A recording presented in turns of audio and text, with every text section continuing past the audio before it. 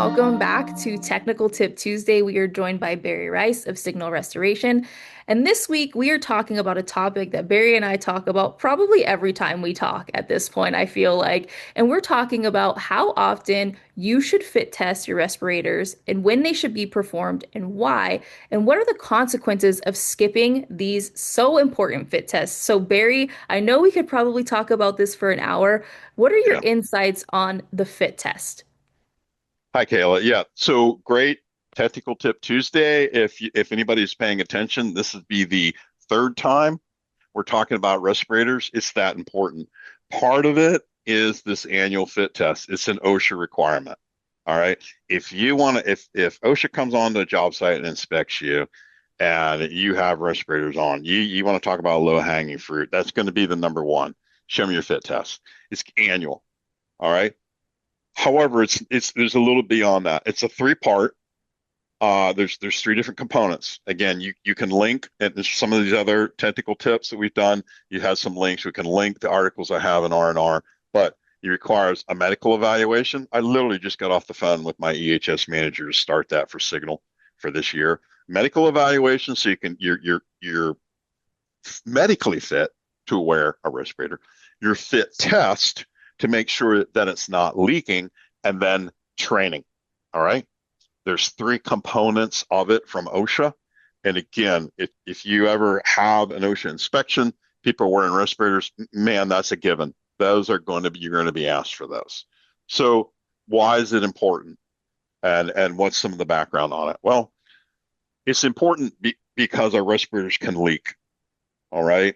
The fit test checks that if they don't leak. It's important because sometimes we have our health conditions change, or you bring in a new employee and they have they might have some type of medical condition where they get into a heavy demo and they're in respirators and they drop out because their body can't handle the stress of the job plus the respirator. I can tell you, whenever I do my medical eval, my questionnaire, I have borderline high blood pressure. I get failed every time and have to go to a doctor to verify that it's controlled. Every single time. I can't pass one online. It's those types of things that they're checking for. Do you have COPD or the onset of it and you didn't know it? Do you have another medical complication? I know in my past 20 years of working with this, I've had two or three situations where employees discover medical conditions they didn't know about just because of that medical eval. So that's the whys. And again, we're not talking about it can be, but we're not necessarily talking about the leak that day on that job.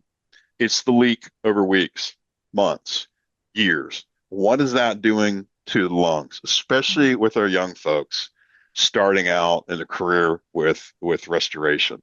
Do you want them 20 or 30 years in of these leaks and breathing it, let alone somebody that's compromised and gets a good lungful or two of, say, mold? And so uh, those are the whys.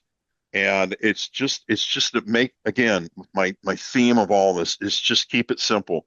What I do, I chase this monthly with Signal for years and different people expiring and needing testing, and it never ended. Every month I was chasing down somebody to get fit tested.